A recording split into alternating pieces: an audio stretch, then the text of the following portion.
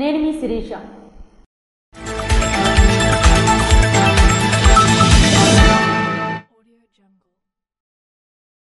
శ్రీకాకుళం పట్టణంలో నిర్వహించిన super GST super savings వారోత్సవాలు సాంస్కృతిక జాతరగా మారాయి. వస్తువుల కొనుగోలులో జీఎస్టీ తగ్గింపుపై అవగాహన కల్పించేందుకు చేపట్టిన సూపర్ జీఎస్టీ సూపర్ సేవింగ్స్ వారోత్సవాలు సాంస్కృతిక జాతరగా మారాయి. ఈ సందర్భంగా ఎన్టీఆర్ మున్సిపల్ గ్రౌండ్ లో బుధవారం సాయంత్రం Tekkali tribal welfare post matric hostel బాలికలు గిరిజన సాంప్రదాయ నృత్యాలు అలరించాయి. నీరజ సుబ్రహ్మణ్యం శిశు బృందం క్లాసిక్ డ్యాన్స్ కార్యక్రమం ప్రేక్షకులను అలరించాయి. ప్రతిరోజు సాయంత్రం 6 గంటల నుండి రాత్రి 9 గంటల వరకు నిర్వహించే ఈ సాంస్కృతిక కార్యక్రమాలు ప్రజలను ఎగ్జిబిషన్ సందర్శనతో పాటు వినోదంతో మేళవిస్తున్నాయి. ప్రజలు కొనుగోలు చేసిన అనంతరం కుటుంబ సమేతంగా సాంస్కృతిక కార్యక్రమాలను ఆస్వాదిస్తున్నారు.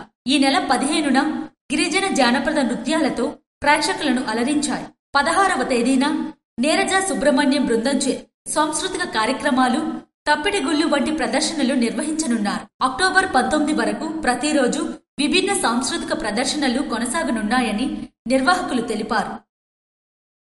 ఎమ్మెల్సీ నాగబాబును జిల్లా కలెక్టర్ స్వప్నిల్ దినకర్, జిల్లా ఎస్పీ కలిసి మర్యాదపూర్వకంగా కలిశారు.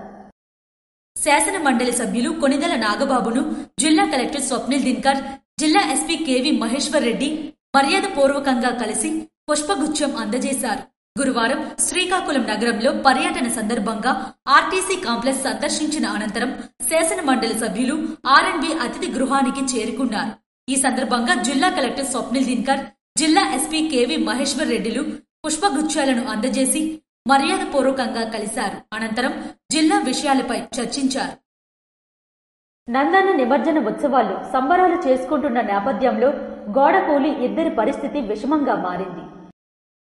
శ్రీకాకుళం జిల్లా నరసన్నపేట మండలం భవానీపురంలో నందన నిమజ్జన ఉత్సవాలు సంబరాలు చేసుకుంటూ ఉండగా మొదటి అంతస్తు నుండి ఉత్సవాలు చూస్తున్న 3 మహిళలు ఫోర్టుకో కూలిపోవడంతో పైనుండి కిందకు పడే క్రమంలో కింద ఉత్సవాలు చూస్తున్న మరో 4పై గోడ కుప్పకూలింది. స్థానికులు అప్రమత్తమై దాదాపు 50 మందికి పైగా గోడను ఎత్తడానికి ప్రయత్నాలు చేసి శిథిలాల్లో చిక్కుకున్న వారిని బయటకు తీసి హుటాహుటిగా ప్రభుత్వాసుపత్రికి తరలించారు. ఘటనలో ఇద్దరి పరిస్థితి విషమించడంతో శ్రీకాకుళం ప్రైవేట్ ఆసుపత్రికి తరలించగా మిగిలిన 5గురిని కూడా నరసన్నపేట ప్రైవేట్ ఆసుపత్రికి తరలించారు. డీజేలు అదుపు చేయడంలో పోలీసులు విఫలమవుతున్నారని స్థానికులు గట్టిగా విమర్శిస్తున్నారు. కోటి సంతకాల సేకరణ కార్యక్రమంలో ప్రతి ఒక్కరూ భాగస్వామ్యం కావాలని ధర్మాన కృష్ణదాస్ పిలుపునిచ్చారు. వైఎస్ఆర్సీపీ జాతీయ అధ్యక్షులు వైఎస్ జగన్మోహన్ రెడ్డి ఆదేశాల మేరకు ప్రభుత్వ వైద్య కళాశాలలను ప్రైవేటీకరణకు వ్యతిరేకంగా కోటి సంతకాల సేకరణ కార్యక్రమంలో ప్రతి ఒక్కరూ భాగస్వామ్యం కావాలని ధర్మాన కృష్ణదాస్ పేర్కొన్నారు. వచ్చే ఎన్నికల్లో మన వైఎస్ఆర్సీపీ ప్రభుత్వం వస్తే కార్యకర్తల ద్వారా పరిపాలన చేస్తామని వైఎస్ఆర్సీపీ అధినేత మాజీ ముఖ్యమంత్రి వైఎస్ జగన్మోహన్ రెడ్డి అన్నారని మాజీ ఉప ముఖ్యమంత్రి వైసీపీ జిల్లా అధ్యక్షులు ధర్మాన కృష్ణదాస్ తెలిపారు. ఈ మేరకు నరసన్నపేట మండలంలోని దేవాది గ్రామంలో బుధవారం నిర్వహించిన రచ్చబండ కార్యక్రమంలో ఆయన మాట్లాడారు. అందుకే ప్రతి కార్యక్రమాన్ని కార్యకర్తలతో చేపడుతున్నామని తెలిపారు. వచ్చే ఎన్నికల్లో గెలిపే ధ్యేయంగా ప్రతి కార్యకర్త పనిచేయాలని సూచించారు. కష్టపడిన ప్రతి కార్యకర్తకు గుర్తింపు ఉంటుందని తెలిపారు. కావున ప్రతి ఒక్కరూ సైనికుల్లా వచ్చే ఎన్నికల్లో గెలిపే లక్ష్యంగా పనిచేయాలని కోరారు.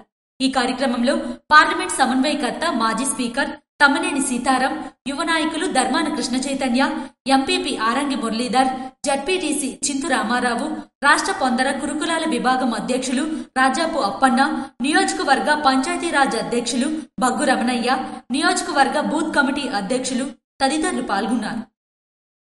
గూగుల్ అడుగుతో విశాఖలో టెక్ విప్లవం మొదలవుతున్న నేపథ్యంలో ఎమ్మెల్యే బగ్గు రమణమూర్తి మీడియా సమావేశం నిర్వహించారు. ఇప్పటి వరకు సిటీ ఆఫ్ డెస్టినీగా ఉన్న విశాఖ నగరం నేడు ఏఐ డిజిటల్ సిటీకి రాజధానిగా మారనుందని ఎమ్మెల్యే బగ్గు రమణమూర్తి అన్నారు. ఈ మేరకు తెలుగుదేశం పార్టీ కార్యాలయంలో ఆయన మీడియా సమావేశం నిర్వహించి మాట్లాడారు. విశాఖ ఏఐ సిటీగా మారితే ఆంధ్రప్రదేశ్ దేశానికి డిజిటల్ ఇండియాలో మార్గదర్శకంగా నిలుస్తుందన్నారు.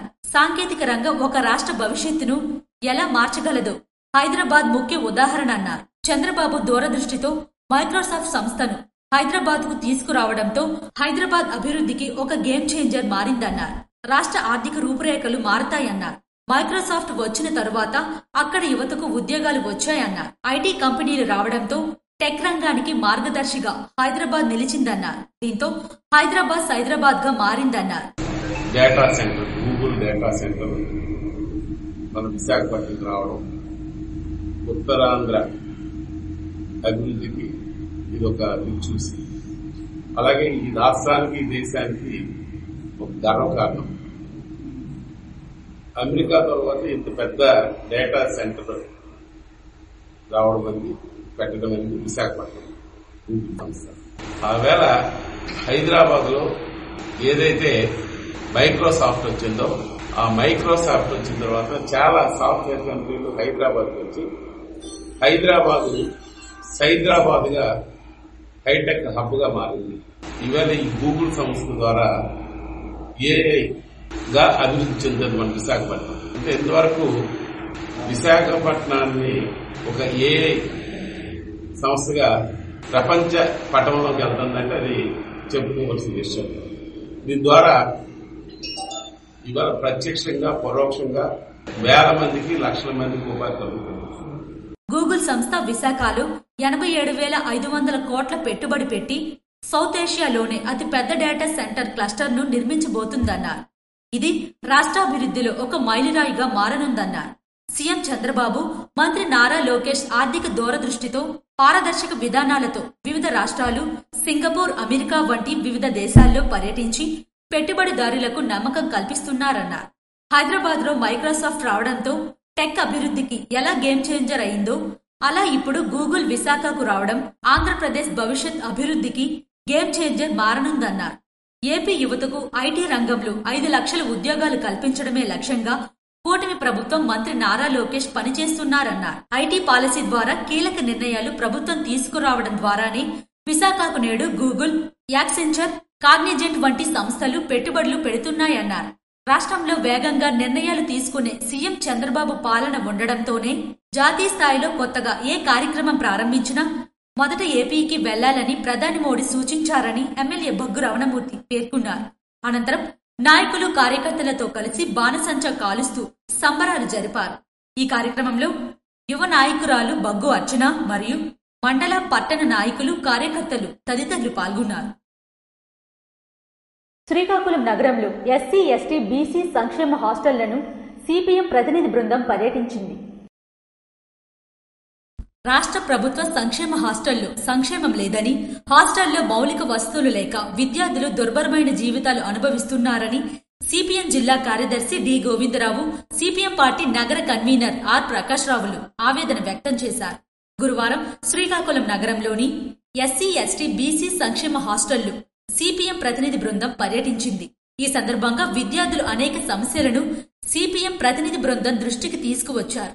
ఈ సందర్భంగా వారు మాట్లాడుతూ శ్రీకాకుళం జిల్లాలో ఎస్సీ హాస్టళ్లు 31, బీసీ హాస్టళ్లు 78, ఎస్సీ హాస్టల్స్ 60 ఉన్నాయని, వీటిల్లో కనీక వసతులు లేక విద్యార్థులు తీవ్ర ఇబ్బందులు పడుతున్నారని వారు పేర్కొన్నారు. సంక్షేమ హాస్టల్లో మౌలిక సదుపాయాలు కల్పించని వారు జిల్లాలో విమానాశ్రయాలు నిర్మిస్తామని చెబుతున్నారని ఎద్దేవా చేశారు.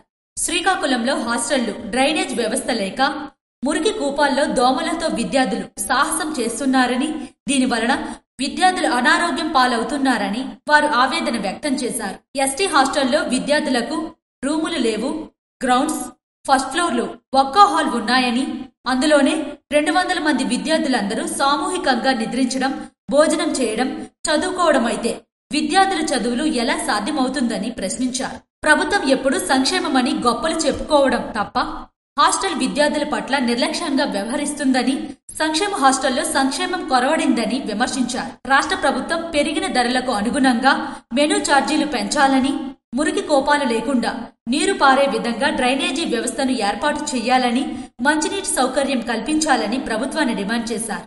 ఈ కార్యక్రమంలో సిపిఎం ప్రతినిధి బృందం నాయకులు ఎం గోవర్ధనరావు, పి సుధాకర్, కె సూరయ్య తదితరులు పాల్గొన్నారు.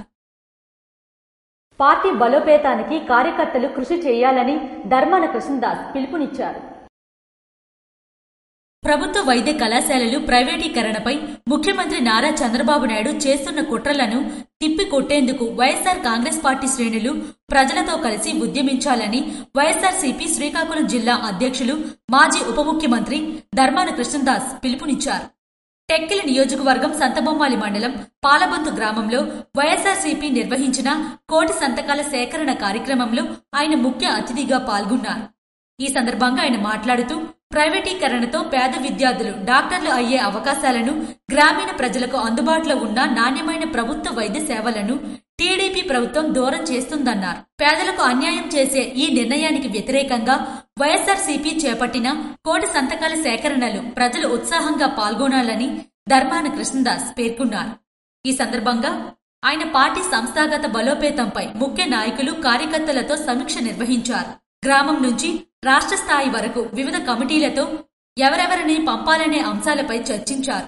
గ్రామ, మండల, జిల్లా, రాష్ట్ర స్థాయి కమిటీలలో చురుకైన మరియు అంకితభావం కలిగిన నాయకులను నియమించడం ద్వారా పార్టీని మరింత బలోపేతం చేయవచ్చని ఆయన అభిప్రాయపడ్డారు. రాబోయే రోజుల్లో వైఎస్సార్సీపీకి అండగా నిలబడాల్సిన బాధ్యత ప్రతి ఒక్కరిపై ఉందని ఆయన ఉద్ఘాటించారు. ఈ కార్యక్రమంలో టెక్కిలి నియోజకవర్గ నాయకులు, సర్పంచులు, ఎంపీటీసీలు, ముఖ్య కార్యకర్తలు పెద్ద సంఖ్యలో పాల్గొన్నారు.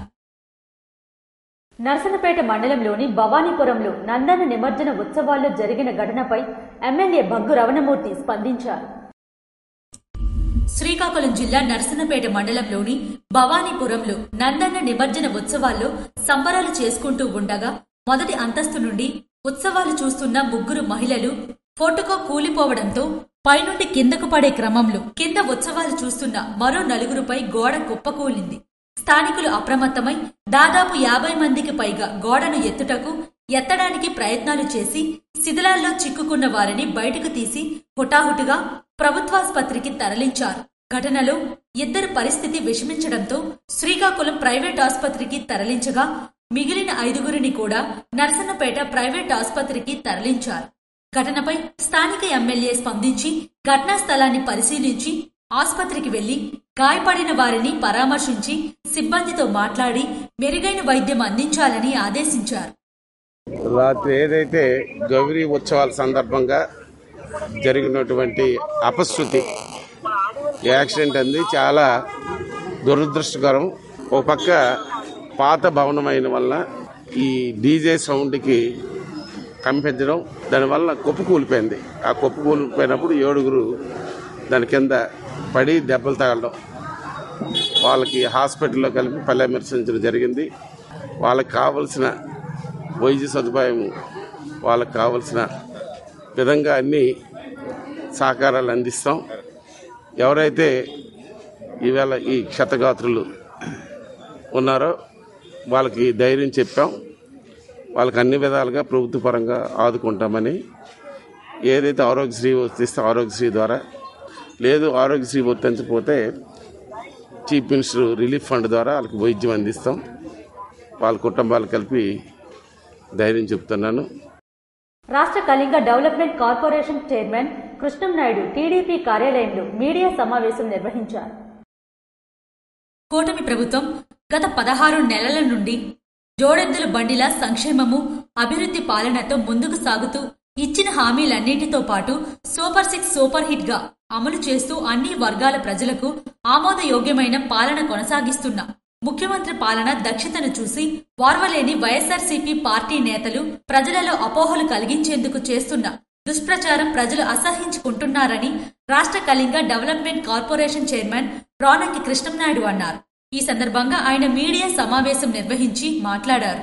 ప్రజలచే ప్రతిపక్ష హోదా కూడా పొందలేని వైఎస్సార్సీపీ పార్టీ తుమ్మలపల్లి కల్తీ మద్యం ఘటనపై తప్పుడు ప్రచారంతో వ్యవహరిస్తున్న తీరు హాస్యాస్పదమని అన్నారు. తమ్మలపల్లి కల్తీ మద్యం ఘటనపై అరెస్టు అయిన జనార్దన్ ఇచ్చిన స్టేట్మెంట్ ప్రకారం వైసీపీకి చెందిన మాజీ మంత్రి జోగి రమేష్ ప్రధాన నిందితుడని, ఆయన చేసే అక్రమ వ్యాపారాల భాగమే కల్తీ మద్యమని, గత వైసీపీ ప్రభుత్వ పాలనలో అక్రమాలకు, అన్యాయాలకు అలవాటు పడిన నేతలు వాటిని కొనసాగించే ప్రక్రియలో నేడు ఈ కల్తీ మద్యం వ్యాపారాన్ని కొనసాగిస్తున్నారని అన్నారు. కల్తీ మద్యం అమ్మిన వారే నిందితులు, ప్రభుత్వంపై బురద జల్లుతున్నారని కృష్ణంనాయుడు మండిపడ్డారు. కూటమి సర్కార్ 16 నెలలుగా అభివృద్ధి సంక్షేమ కార్యక్రమాలతో ముందుకు సాగుతుందని, ప్రజలు చంద్రబాబు పాలనకు బ్రహ్మరథం పడుతున్నారని చూసి ఓర్వలేని వైసీపీ నాయకుడు తప్పుడు ప్రచారం ప్రజలు గమనిస్తున్నారని కృష్ణంనాయుడు అన్నారు. తప్పుడు ప్రచారాలను ప్రజలు నమ్మొద్దని ఎమ్మెల్యే బగ్గు రమణమూర్తి కోరారు. అభివృద్ధి కార్యక్రమాలు నియోజకవర్గంలో జోరుగా సాగుతున్న పరిస్థితులు చూసి కొందరు తప్పుడు ప్రచారాలు చేస్తున్నారని, దీనిని ఖండిస్తున్నాం.